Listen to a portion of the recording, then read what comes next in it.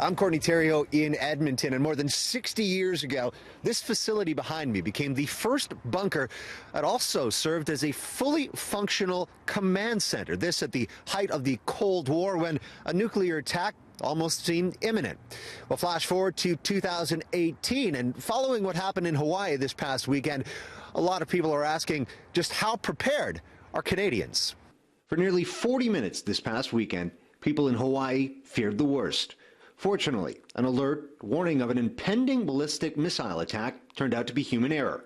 Still, it prompted many of us to ask ourselves, how would we stare down a similar situation? I'd probably call my family and then see what's going on with them. I saw a tweet the other day about a guy saying that if he was at a restaurant or something, he'd get the most expensive bottle on the shelf. I go to the beach. Why the beach? Spend my last moments in paradise. Talk of a possible nuclear strike has ramped up as the war of words rages on between Donald Trump and Kim Jong-un. But despite being wedged geographically between the U.S. and North Korea, most Canadians don't seem particularly fazed. To be honest, I'm not super concerned. I think most of it is just rhetoric. I feel like we're a very safe place, but I don't know how prepared we'd be. Still, there are warnings in place in the event Canada becomes a nuclear target.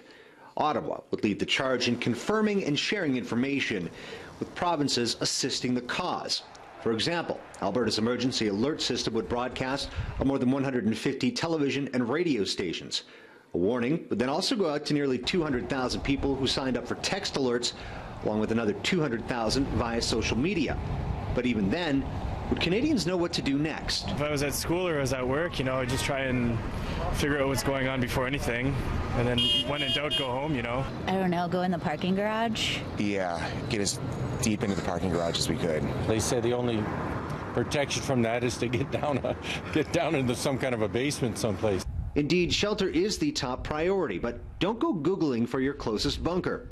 Most of Canada's underground fortifications have been decommissioned.